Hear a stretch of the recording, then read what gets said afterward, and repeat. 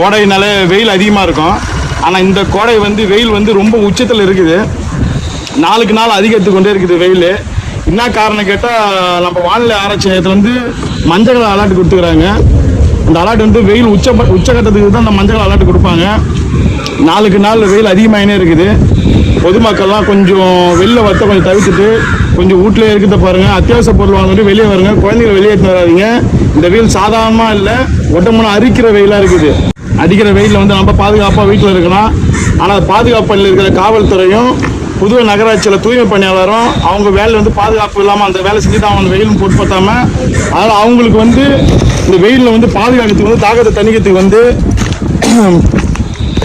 Lemon juice, மோர், நன்னாரி சர்பத்து, watermelon juice, தண்ணி bottle, இந்த வெயில் தாகம் குறைய வரைக்கும் தாக்கத்தை தணிக்கிறதுக்கு ஒரு மாதம் பயணம் நேற்று ஆரம்பித்தோம்.